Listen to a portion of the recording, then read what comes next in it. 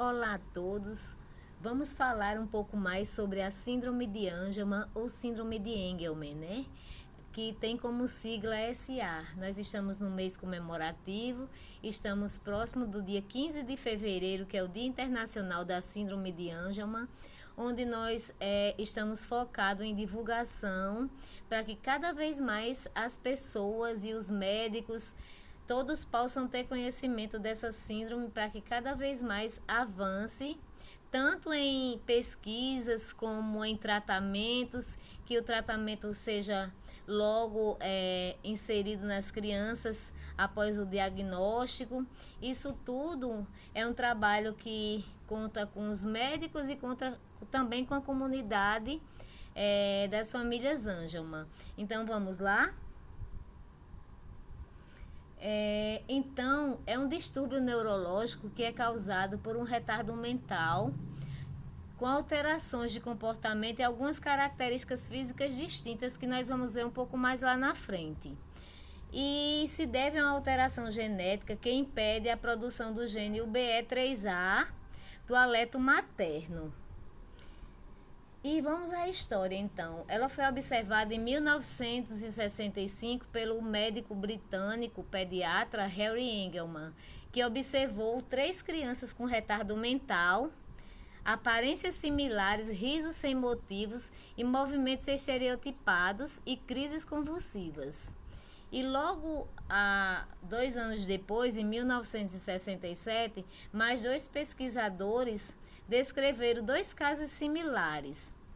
E eles enfatizaram o comportamento alegre deles e sugeriram um nome para a síndrome, né? Síndrome da marionete feliz, justamente pelo semblante de felicidade que as crianças tinham. Mas logo em seguida deram outro significado à síndrome por não ficar só em uma característica, mas em si agora para ficar em homenagem àquele que descobriu. Por isso que é síndrome de Angelman, né? Então vamos lá. Essa alteração neurogenética, ela é causada pela deficiência cognitiva, alterações de comportamento e características físicas, né?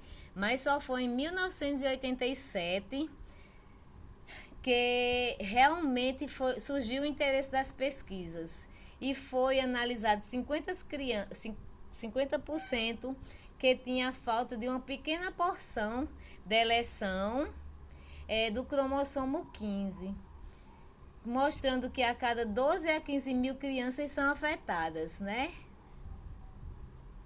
Então, os principais mecanismos causados pela síndrome de Angelman é justamente a deleção, que é a perda de material genético do cromossomo 15, que no caso é 70%, a dissomia uniparental, que é 3 a 5%, a mutação do gene BE3A, que é 8%, o defeito de impressão no centro de impressão, e ainda tem de 10 a 15% que ainda não foi identificado. Nós vamos mostrar melhor aqui. Aqui está o aleto do pai e da mãe, né? O normal. E logo aqui em seguida tem a deleção, né? Que é a perda do material. E aqui a parental, uniparental, que é justamente a duplicidade, né? Da do pai. E a mutação genética. E logo em seguida o defeito de impressão, no centro de impressão. No caso da minha filha, ela tem a mutação genética, né? No caso dela é 1 para 15 mil crianças, 150 mil crianças, ainda é mais. E essa anomalia cromossômica acontece depois da concepção. Atualmente não há exames médicos que possam detectar durante a gravidez. Então vamos lá, e o diagnóstico é um diagnóstico complexo justamente pela falta de informação, por ser uma síndrome rara e pouco divulgada na verdade, que precisa de um pouco mais de divulgação entre mesmo os médicos e na verdade em todos o âmbito, né?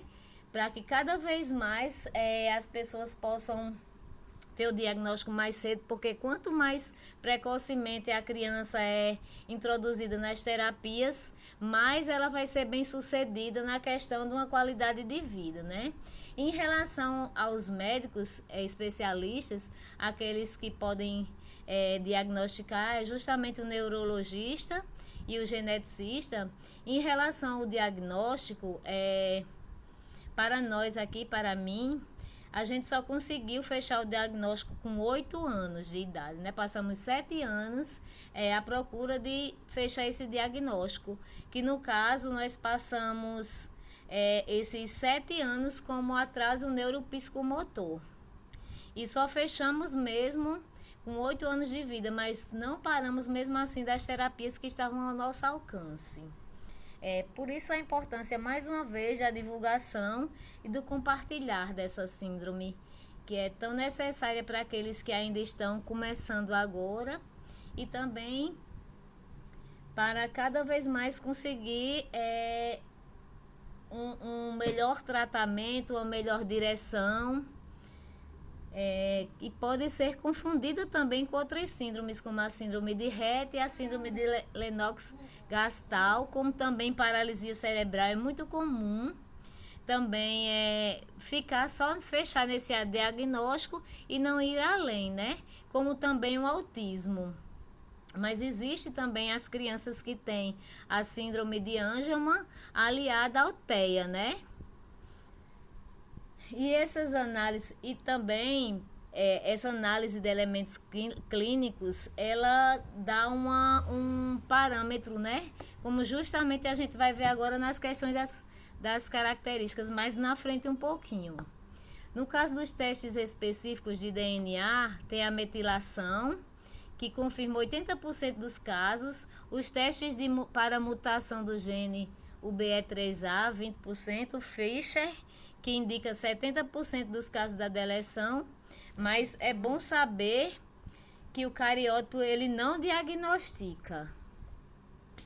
Então, as características principais são o atraso motor, ausência de fala, falta de atenção e hiperatividade, andar desequilibrado, natureza afetiva, risos frequentes sem motivos, distúrbio do sono, problema alimentar, características faciais distintas, que a gente vai ver um pouco mais na frente, peles mais claras, mas também não é regra.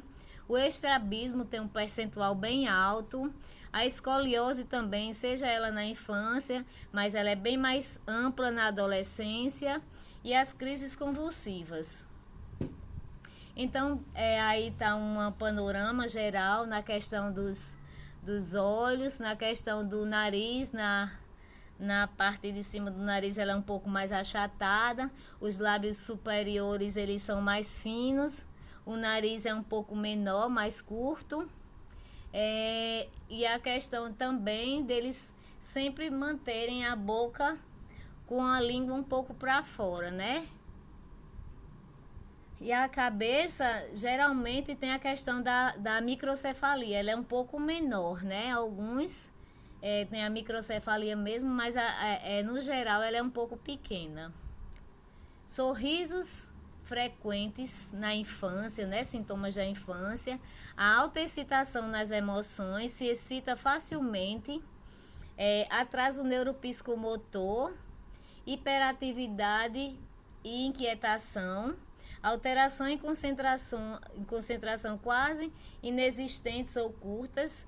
O distúrbio do sono, né? Um fascínio particular por água, a língua posta, como eu falei, né? Sempre um pouco para frente, para fora, na verdade, os olhos cruzados, que é a questão do estrabismo, e a pele mais clara, no sentido de que não é a maioria, mas tem um grande percentual. A questão da escoliose, o andar com o ar, com os braços no ar, né? Um pouco desengonçado. Problemas para se alimentar, como a sucção e a deglutição. Sintomas na idade adulta. As crises convulsivas geralmente diminuem. A hiperatividade e a insônia também tendem a melhorar. Já tem dificuldade um pouco mais de andar, em uma grande parte. Os aspectos faciais eles permanecem, a puberdade e a menstruação ela é normal, o desenvolvimento sexual ele é completo e continuam com a deficiência intelectual comprometida na fala, né? E as mulheres elas têm uma tendência à obesidade. A expectativa de vida do SA ela não diminui. E o tratamento, se ele tem cura, existe sim 3 linhas de pesquisas que estão muito avançadas. Inclusive uma, ela teve que voltar para a estaca zero, agora recente que a gente ficou sabendo, por causa de alguns efeitos colaterais. Mas toda a comunidade, tanto de médicos como a comunidade das famílias, estão esperançosas e estão... a mocinha, estão sempre em busca. Se existe um tratamento específico, ainda não, né? Mas a gente tem os tratamentos que é o da fisioterapia, da terapia ocupacional, das terapias de comunicação e comunicação alternativa, né? Como a fonoaudiologia também ajuda bastante. A hidroterapia, a musicoterapia, a psicopedagogia e a ecoterapia. Eles têm um importante papel, né? Porque quando é uma equipe multidisciplinar, a criança tende a ter um quadro melhor de qualidade de vida, melhora também na questão com a família, né? Porque tudo vai tendo um direcionamento maior. E principalmente quando tem a questão da troca entre a família e os profissionais, que isso é uma base muito forte, que precisamos sempre ter isso em vista, né? Que a gente sempre tem que ter esse feedback.